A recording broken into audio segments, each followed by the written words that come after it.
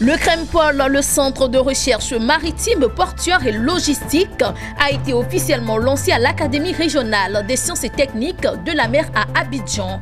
40 managers issus du secteur privé et de l'administration publique se sont vus décerner des parchemins AMP. Les détails de cette célébration tout de suite dans cette édition. Voici pour les titres, mesdames et messieurs, bonsoir. Vous suivez le journal. Il s'est tenu à l'Académie régionale des sciences et techniques de la mer à Abidjan une cérémonie de lancement du CREMPOL, le Centre de recherche maritime, portuaire et logistique. Ce centre servira à trouver des solutions pragmatiques aux défis de logistique auxquels sont confrontés les États africains. Amine Diadé, Lawani Babatunde, Augustin Kra nous donnent les détails de cette célébration.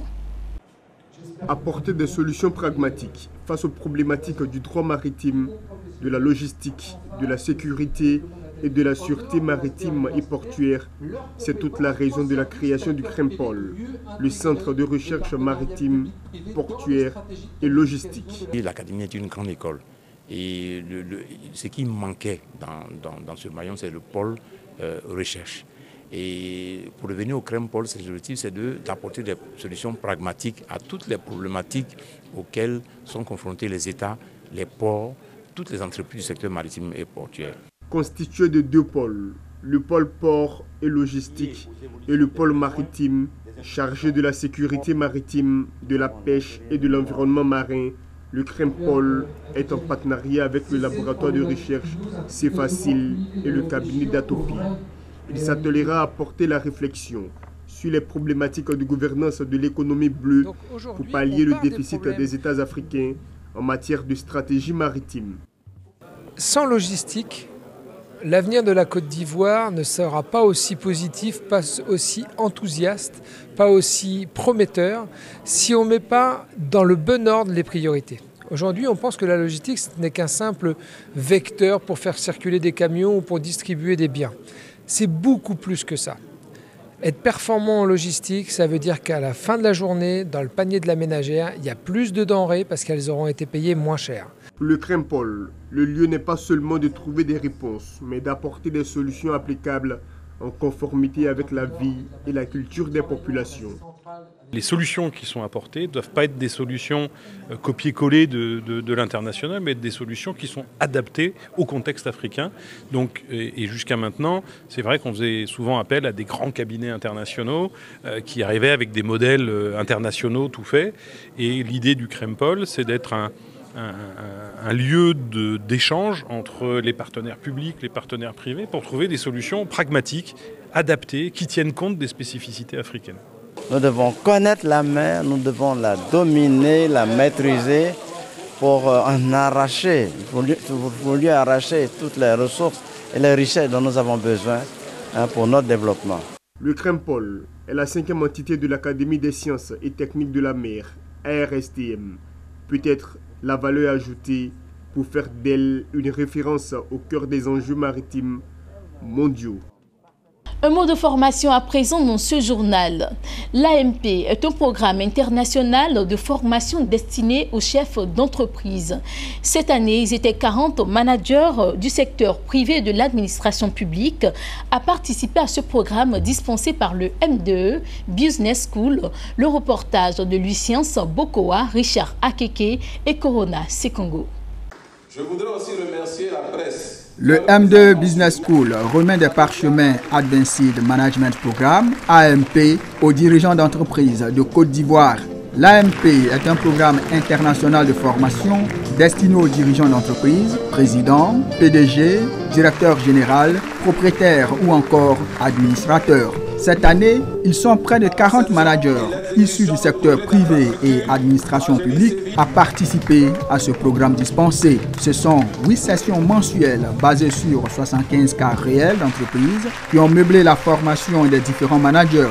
Ces dirigeants d'entreprises chevronnées se disent désormais aguerris pour relever tous les défis.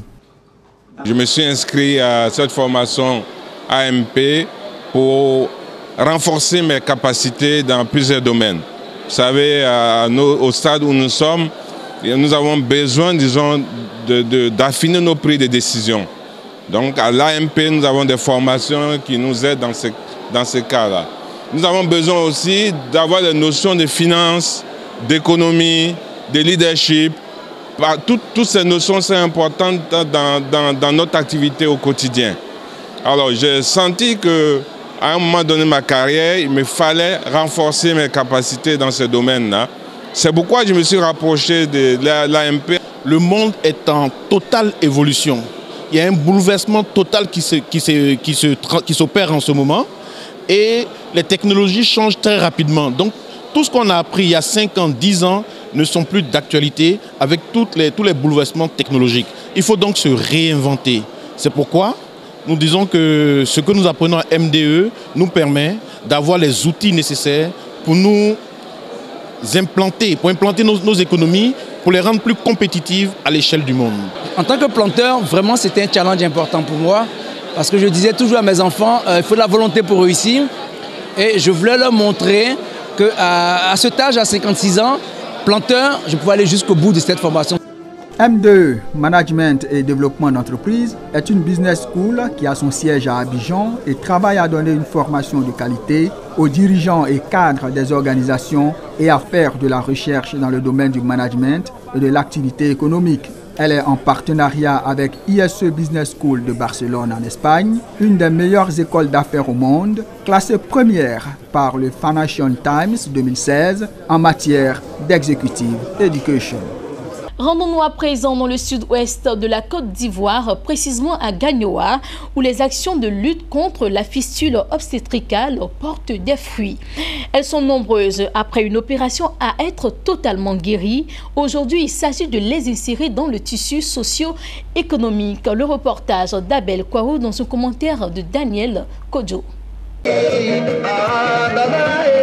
À Gagnoa, 10 ex-porteuses de fistules obstéricales guéries ont reçu des kits pour réaliser des activités génératrices de revenus grâce à un financement de l'Agence coréenne de coopération internationale COICA et du Fonds des Nations Unies pour la population UNFPA. Avant la remise des kits AGR, les capacités des femmes opérées ont été renforcées en comptabilité simplifiée pour une meilleure gestion des fonds reçus. Ils ont profité de cette lucane pour prodiguer des sages conseils aux bénéficiaires afin de mieux gérer les activités et de pouvoir s'en sortir.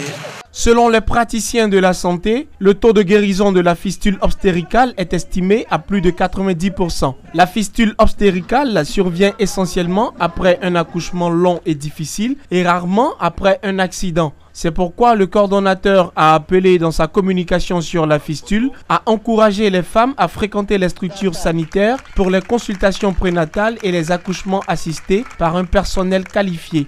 Nous avons une cérémonie de sensibilisation de masse pour donner à la population les causes des fistules obstétricales, la possibilité d'éradiquer cette maladie quand elle s'installe et vraiment sensibiliser les femmes pour qu'elles puissent faire les consultations prénatales. Il est bon de noter que la sensibilisation et l'exécution de l'insertion socio-économique ont été réalisées par l'ONG Aprosam avec l'appui technique de l'Association ivoirienne pour le bien-être familial, AIBF. Nous rappelons que la fistule obstétricale est une des lésions les plus graves survenues chez une femme lors de l'accouchement.